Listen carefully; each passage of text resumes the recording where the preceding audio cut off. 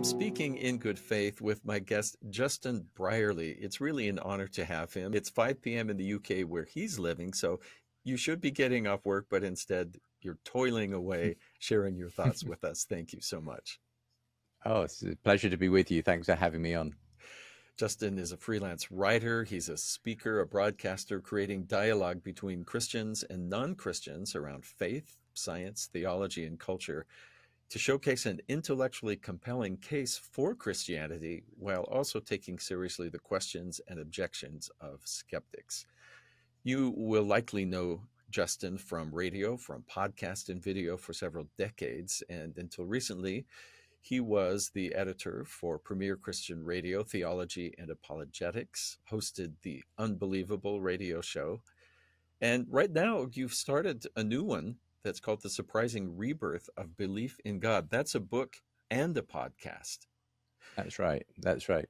So that's my second question is why do that? But my very first one is the whole idea of interfaith anything and interfaith discussion strikes some people as well. I have had people say, when I've explained what our podcast is about, say, well, why? Like, you know what you believe. Why would you care about what Mm, other people mm, believe? And aren't you, or perhaps mm. they're thinking, aren't you worried you'll be pulled away? I have found none of those things to be true. But what is it Mm. for you that made you think, I want to have an outreach, not only with other believers, but even non believers? Yeah. Well, I began really hosting conversations between Christians and non-Christians, yeah, nearly 20 years ago, believe it or not, when the Unbelievable show began, initially just as a radio show and then became a podcast, eventually a video show as well. And really it was because I felt like, as a Christian, I wanted to get out of my bubble a little Mm, bit. I wanted to hear from other perspectives. I wanted to hopefully model what good conversations are like. We live in a very secular post-Christian kind of culture in the UK. And so I think it's really helpful actually for Christians to be challenged a little bit and to be modeled what a good conversation with a non-Christian friend or neighbor might look like. So that was really the purpose of beginning to host these conversations, which were challenging, that not everyone enjoyed hearing their beliefs and deeply held views questioned by atheists and agnostics and people of other faiths. But actually, as you say, overall, I think it was actually a really healthy thing to do, because I found that Christianity could stand up on its own 2 feet intellectually. And if you haven't got a faith that can stand up to some questions, you've got to ask whether you've got a faith that's worth defending. So for me, it was a really helpful thing to do in the long run. Do you like the word apologetics, or is that not what you consider what you do? I tend to avoid the term if it's the first time I'm interacting with someone or someone who might mistake me for thinking it's something like apologizing for something, saying Yeah. sorry for something. It's a useful technical term, which simply means the intellectual defense of faith. But I would more often perhaps use a word like defending the faith, explaining the faith, giving evidence, Christian persuasion.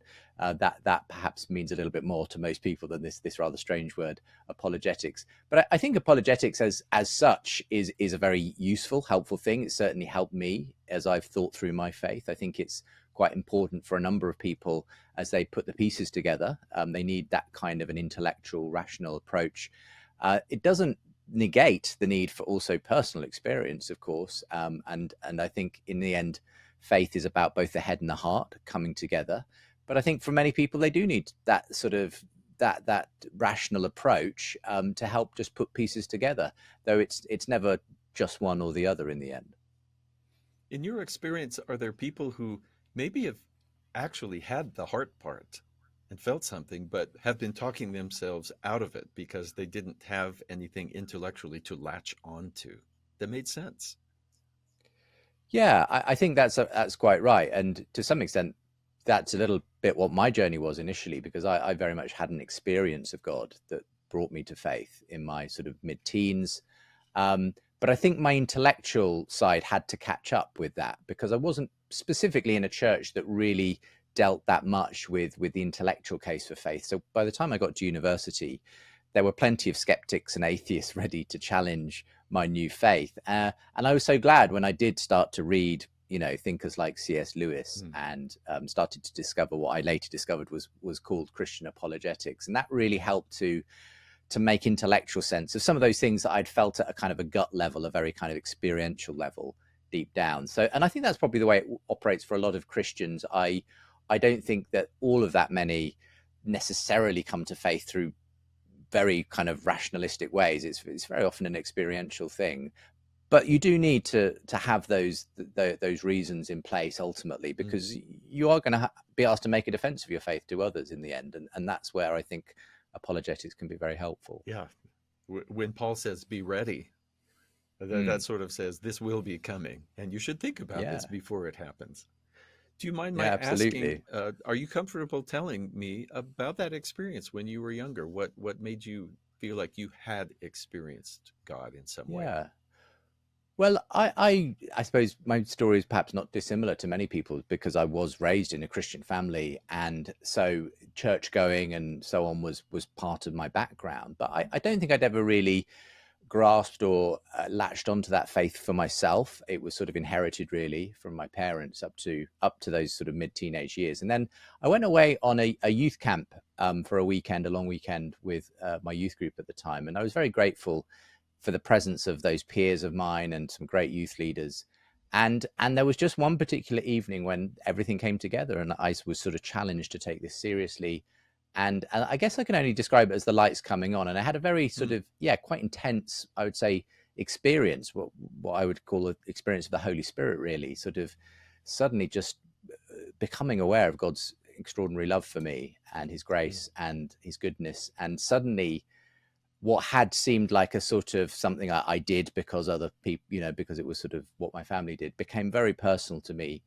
And it really was a sort of, for some, I was one of those people who had a kind of a road to Damascus moment. I can kind of give you the time and the place and the dates where the lights came on. That's obviously not the experience of everyone. My wife is someone for whom it was far more of a slow dawning awareness of her faith. But the point is, as C.S. Lewis has this sort of analogy of the person who is on a train from Paris to Berlin, and the person who travels by daylight perhaps knows the exact moment they cross the line between France and Germany. The person who takes the sleeper train begins in Paris and wakes up in Berlin.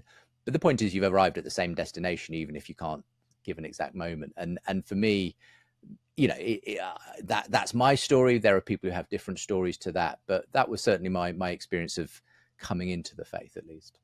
Justin, I did want to, you've already answered part of my next question, which was, do those early apologetics like C.S. Lewis hold up today? And what you've just told me is as relevant. Well, the fact I've already referenced him a couple of times suggests that that I'm a bit of a fanboy of C.S. Lewis. But I mean, I continue to read Lewis today. And if anything, he seems more relevant now than he did when I first started reading him.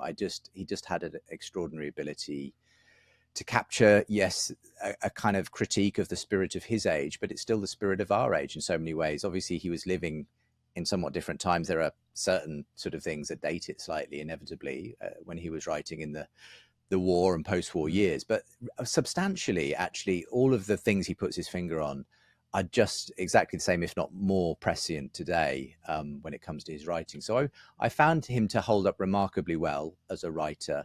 And there are very few people that I just always recommend to people, but C.S. Lewis is one of them, Yeah, we just did sort of a book club discussion about A Grief Observed. And it was interesting to mix some older folks, that means me, and then some of our college students. And some people might say, well, what experience do they have? They all had experience. It's just he's speaking to the human experience, as do you. So this title, The Surprising Rebirth of Belief in God. Tell me first about that phrase, and then why you wanted to talk about it. Well, I had been hosting these conversations between Christians and atheists for some time, really beginning in the mid-2000s. And that was a time when the new atheism was really the big thing. These very high-profile atheist figures denouncing God publicly through best-selling books like Richard Dawkins' The God Delusion.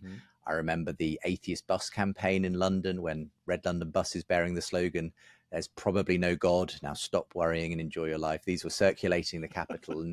And it was just very trendy, to be an atheist, to kind of dismiss religion. And the mantra of this was the idea that, God was a fairy tale and religion was bad for you. And that was the kind of the driving force really in our culture around the whole God question and the conversation in culture. So that was very much the environment in which My Unbelievable Show was born. And I hosted lots of those kinds of debates and dialogues between these quite strong new atheist figures and Christian thinkers on the other side. And that was quite exciting and dramatic. It was an interesting time to be having that kind of conversation.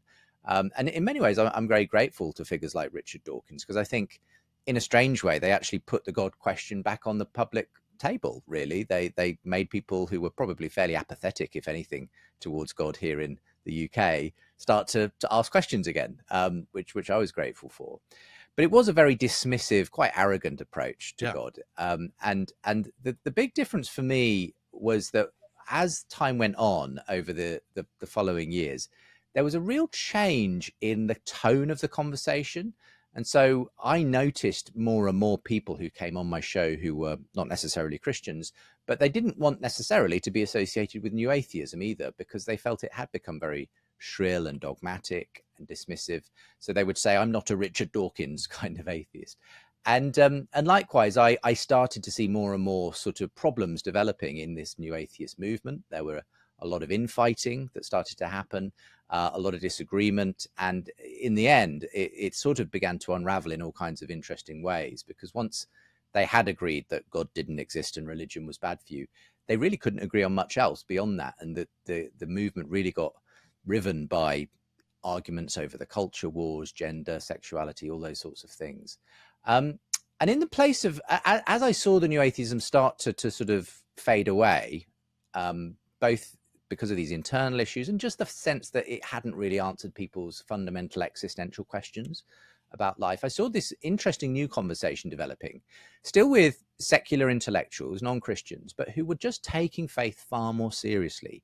And more, I was featuring voices who were far more sympathetic to the value of faith.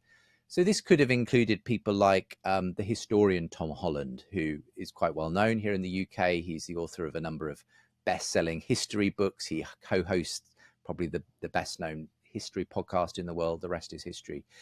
And just as a non-Christian, a sort of secular historian, he was coming to remarkably, if you like, sympathetic conclusions about the value of Christian faith in the West. His best-selling book, Dominion, was really 600 plus pages on the way in which the Christian revolution essentially shaped the moral instincts of the West, and the fact that we really only believe in things like equality, dignity, human rights, democracy, freedom, progress, because of Christianity. Tom Holland had spent his life in the sandals of the Greeks and the Romans, and while he found it quite exciting, those cultures, he also recognized they were cultures that were incredibly different to his own values, and he realized that he didn't get his values as a modern Westerner from the Greeks or the Romans, or from science or atheism or the Enlightenment. All of those things simply stood downstream of Christianity, Jesus Christ. And so it was interesting to hear these secular voices, but who were far more open to giving,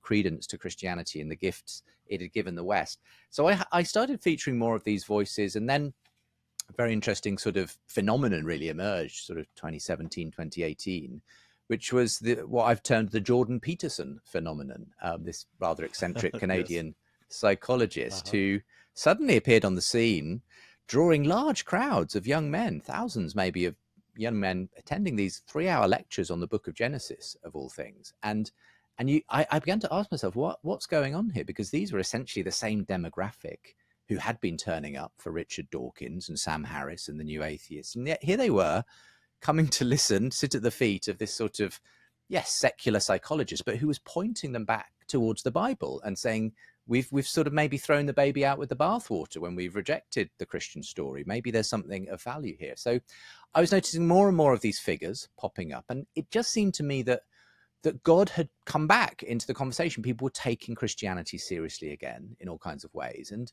I started to put this together into a phenomenon that I sort of gave the label, the surprising rebirth of belief in God, because it was rather surprising to hear God and faith being taken seriously again often in these, secular non-Christian circles. And I was also noticing just lots of surprising stories of adult converts to faith, people who were themselves very surprised to find themselves that they believed the Christian story, that it suddenly seemed to make sense of them. I bumped into enough of these things, I suppose, anecdotally, and just got a sense of the real change in the tone of the conversation, that I wanted to kind of put that down in a book form, which I did, and that got published last year, and then that led on to the podcast documentary series, which is just a deeper dive into some of these characters and the way I think the conversation on God has changed quite dramatically in the last 5 to 10 years.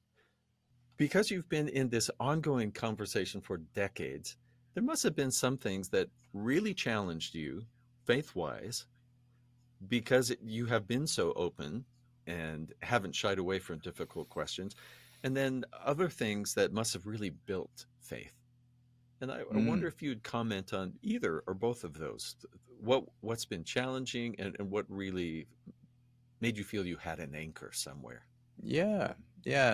Well, certainly a lot of the issues that I covered over the course of hosting these conversations over many years certainly challenged me. I was often exposing myself to objections to Christian faith that I just hadn't even thought of before, but then as you sort of put yourself in the firing line, So when you invite be atheists and unprepared. agnostics on.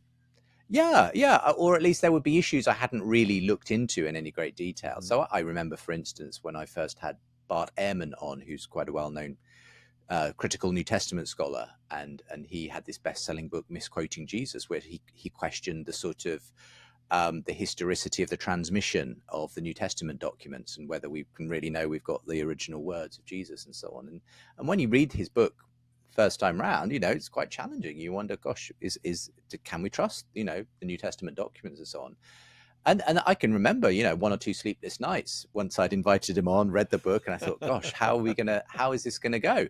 But then, I invited on one of the UK's best New Testament scholars, Peter J. Williams, to come on opposite him for that show from Cambridge. And you immediately see, once you've got someone on the other side who absolutely knows the material just as well as Bart Ehrman, that there's always 2 sides to every story, and that in the way that Peter J. Williams put it was that Bart Ehrman takes a very half glass empty approach to the subject, whereas he takes a glass half full approach, if you like, because a lot of it is about the way you present the statistics and the things. You can make a certain case, and you soon start to see actually what I discovered really by the end of that whole process, and having both these scholars on, was that actually, compared to other ancient documents, equivalent documents, the New Testament documents have an incredibly good historical pedigree.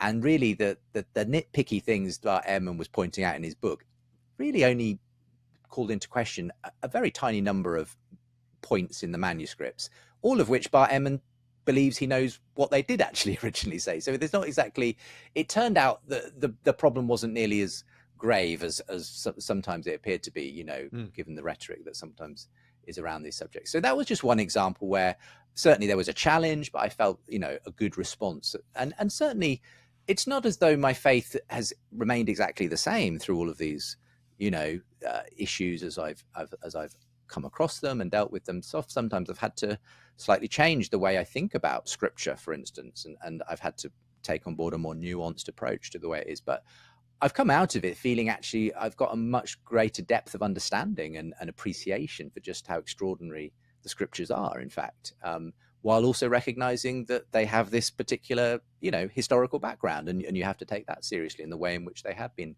written down and passed on to us and everything. So that's just one example, I guess, where there have certainly been challenges along the way. And I could list many others, many other similar things where I had to, maybe think carefully through issues around salvation and hell, creation and evolution, where, I didn't necessarily maybe know exactly what I believed when I started out as a young 25-year-old, but I sort of came to positions as I heard both sides and was able to make my own mind up on these things. I mean, in the end, as I say, I do feel like my faith was actually really strengthened, though, in the process of doing that. And I think that's the overall thing that I've really appreciated from, nearly 20 years of hosting these kinds of conversations, is that Christianity does have this extraordinary, strong historical core to it. It really is about a set of claims about a person who really lived in a time and place, and it stands or falls on this claim of this person who lived, died, and his followers said came back to life again. And I find actually that when you kind of get down to that central core of it, there's an extraordinarily good amount of evidence that what they said happened really did happen. And for me, I've always, wanted to hear the best of both sides and hear the objections. But I find in the end that Christianity just has the most compelling story on offer. It just speaks to me both at I suppose, an intellectual, historical, philosophical, but also emotional and experiential level. It for me is the most compelling story of reality, and that's been hugely encouraging. As you've seen this change in society, this resurgent or rebirth, as you call it, of belief in God, what effect has that, or could it have on our society? And maybe to ask you specifically where you are in what you call the post-Christian society. Yeah. Well, the first thing to say is I can imagine a lot of people scratching their heads and saying, what rebirth? Because if you just look at the statistics, especially here in the UK or in other parts of the West, the church has been in decline for a long Mm-hmm. time. And I don't in any way deny that. In fact, in the book, I spell out those statistics in some detail, that we've got the rise of secularism, decline in church going, more and more people saying they're non-religious, they're nuns, as in NONES, nuns, and so all of that is true. We live in a very post-Christian age, and to some extent, I think the US is only a decade or so behind that curve in some ways. I think you're seeing now, especially among Gen Z, younger age, kind of less and less kind of religiosity in many ways. So you may say, well, why are you talking about a resurgence or a rebirth of belief in God? And I think at one level, it's actually what I'm describing is really about a change in the way people are talking about God now, in those sort of intellectual circles, in our culture. And at that level, I don't think we may see the effects of that till some way down the line. I think these things often take a while to percolate down. But what I am seeing alongside all of this is, as well as these interesting conversations and going on in sort of intellectual circles, I think we're experiencing a real moment of a meaning crisis in the Western culture. And this is what a lot of psychologists are saying, people like Jonathan Haidt and John Vervaeke and others. They're saying we've lost the Christian story in the West, which once gave people essentially a sense of their meaning, their purpose, their identity. It's created a void. And in a way, the new atheists thought they could come along and fill that void with science and reason, and this would give people their purpose. But it didn't. Science and reason are good for some things, but they won't give you a meaningful life. That's not what they're there for. And so what's rushed into this void is all kinds of other quasi-religious stories of reality, really. And you've seen the rise of identity politics around sexuality and gender, and that kind of becomes some people's sacred thing. That becomes their god, their idol almost. And or on the right, you might see certain political mythologies around savior figures in politics, who that becomes their sort of new religion. And I think people are always looking. You see, we're made to live in a story, and if we don't have the best story, the original story, if you like, we'll find a different story to live for. But the problem is, of course, this just results in culture wars and all of these stories bumping up against each other, and a real meaning crisis, as I say, which is only sort of accelerated by technology, social media, smartphone addiction. All of that, I think, is rushing together in this moment to create a kind of a real problem in our culture in terms of the culture wars, the rise in mental health problems, especially among young people. But it's also, I think, creating the conditions for people to start taking faith seriously again, to kind of maybe look back to the God story. And this is where I see this conversation between the secular intellectuals on the one hand, kind of pointing people back towards faith, towards the Christian story. And I see a kind of bubbling up of a kind of spiritual hunger and thirst as people have tried to find meaning and purpose on their own terms and through these other stories, but they're coming up empty. And I just see increasingly, especially among that younger generation, Gen Z and so on, a kind of a spiritual thirst and hunger that is actually, I think, just the first signs of this surprising rebirth actually happening from the ground level. And I think it's fascinating when I see statistics like just recently in Finland, of all places, very secular, post-Christian, atheistic kind of country. And I think it was between 2016 and 2019, there was more than doubling of young men attending church, praying, belief in God among that demographic. And that's the last demographic you would think that would happen to. Likewise, there's just been pockets of sudden surges in Gen Z sort of coming alive to faith. Things like the Asbury awakening that happened about 18 months ago as we record. It was just this sudden flourishing of lots of young people getting together, seeming to be desperate for something of God. And I've seen pockets of that happening all over the place. And new research on Gen Z is showing that they're the most open of any generation yet to God.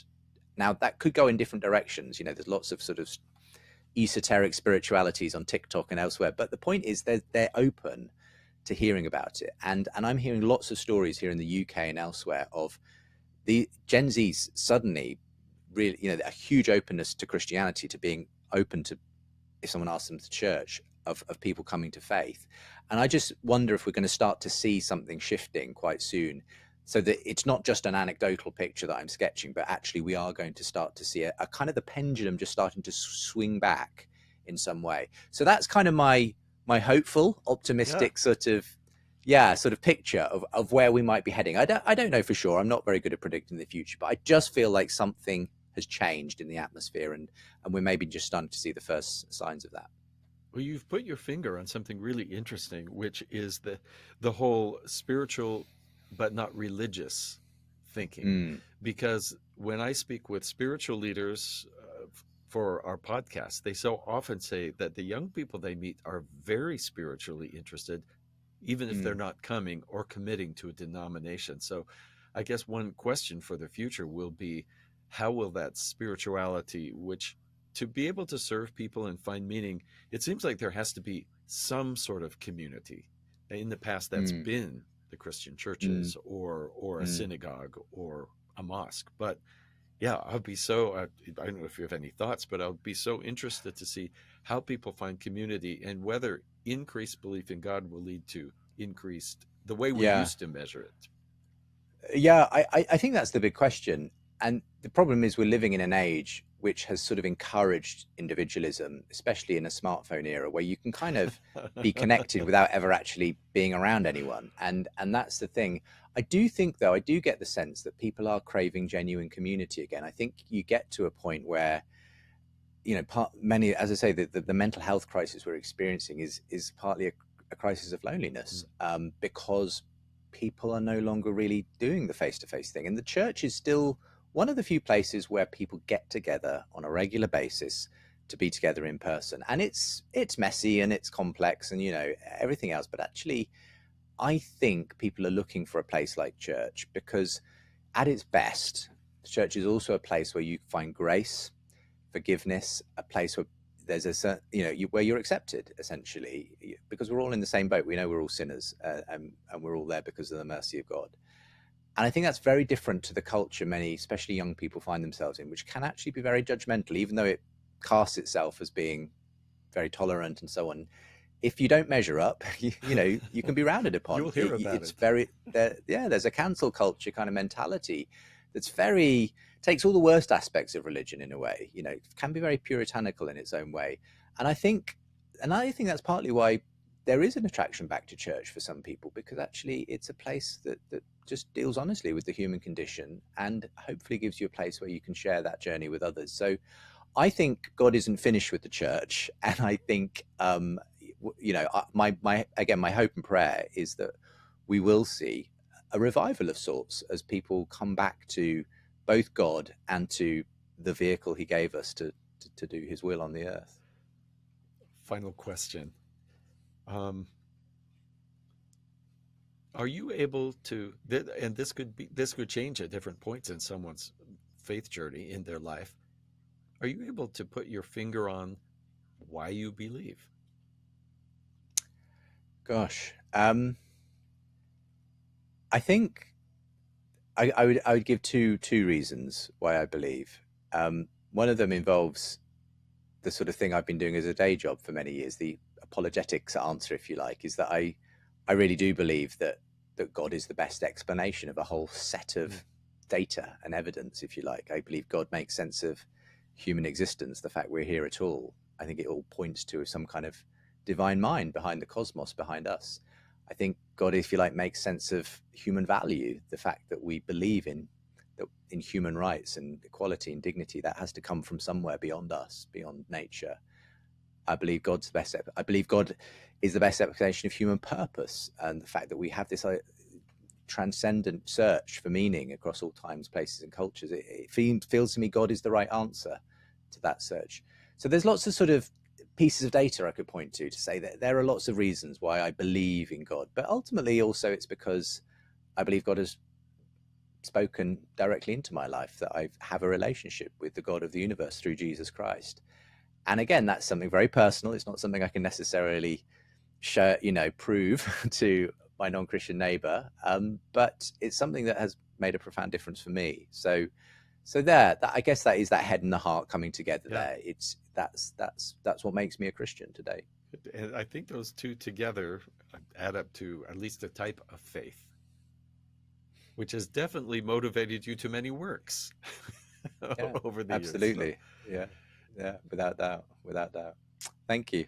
Justin Brierley, it's a pleasure to hear from you, and thank you for your generosity. Thank you for speaking with me today in good faith. Thanks for having me on, Steve. It's been lovely to chat with you.